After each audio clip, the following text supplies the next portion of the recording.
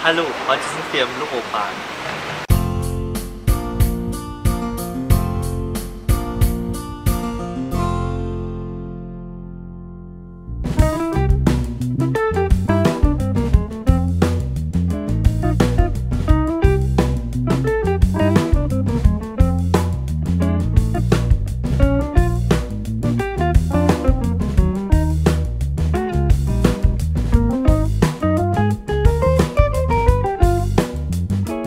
Hi, my name is Chuck Tompkins. I'm a marine animal behaviorist.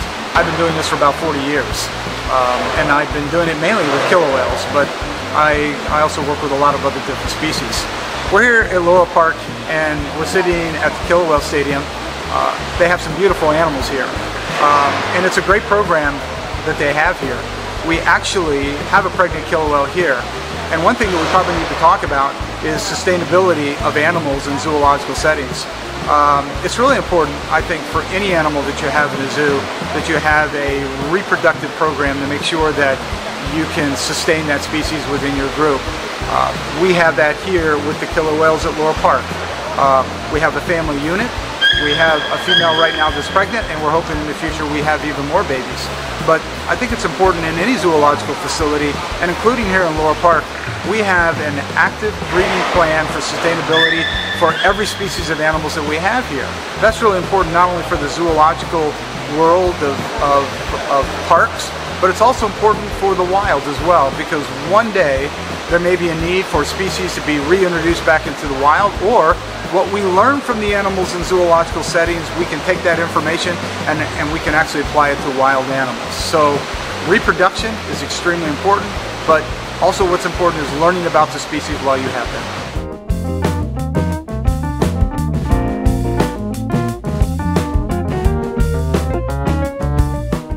Because we have killer whales here at Loro Parque and other facilities like SeaWorld, we've been able to learn quite a bit about our killer whales. We've had many successful births.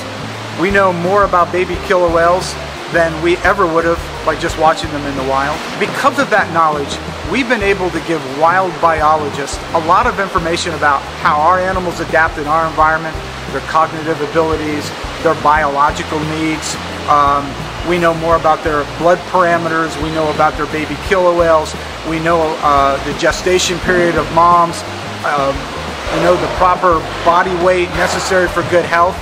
We take that information and we share that with the wild population and with the wild researchers, and they are able to take that information and apply it to the wild conservation group.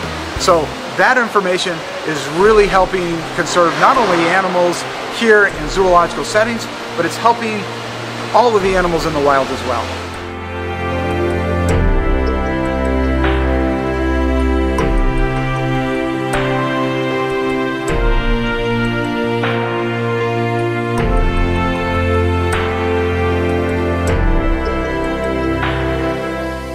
We have a pregnant killer whale here at Loro Parque. Her name is Morgan, and she's a very special killer whale.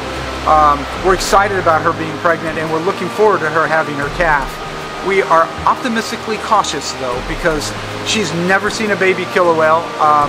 We don't know her experience in the wild when she was a wild killer whale, whether she saw a baby killer whale or experienced a birth. So we really don't know how she's going to really adapt to herself being pregnant and her baby, but we're going to be here to help her. We've been very successful raising baby killer whales. We've had a lot of experience and knowledge of baby killer whales. So with our help and with her willingness to have a baby killer whale and with her environment here at Loro Parque, I think we're going to have an exciting time and hopefully have a very healthy baby killer whale. One of the questions we're asked is, how do we take care of a pregnant killer whale? That's a great question, and there's a really simple answer to that. We let the mom let us know what she really wants to do. We're very sensitive to the fact that she's growing and she's developing a baby killer whale, and just like a human mother, they're going to become uncomfortable with doing certain things, and we recognize that with our killer whales here. So we're very sensitive to what the females want to do. We are very careful about making sure that we ask them to do things that they're only comfortable with.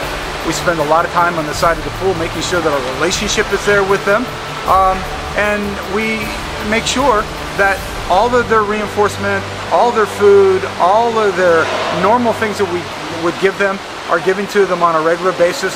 to make sure that they're as healthy as possible.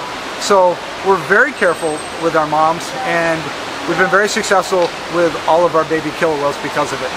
Right now what you're watching is a trainer that's interacting with one of our killer whales here in Loro Parque. Miguelito is this whale's trainer, and he has a really great relationship with this animal. And one of the reasons he has a good relationship is because he spends a lot of time making sure that he rubs this animal down and builds his relationship. Relationships is built on trust.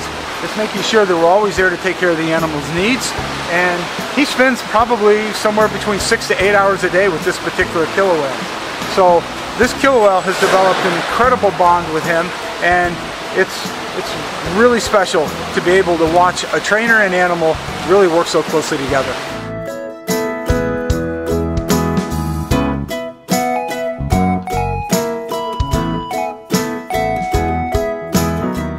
Wenn ihr jetzt noch Fragen habt, schreibt es in die Kommentare. Und wenn euch das Video gefallen hat, dann würde ich mich über ein Like sehr freuen. Damit ihr kein Video mehr verpasst, könnt ihr unseren Kanal kostenlos abonnieren.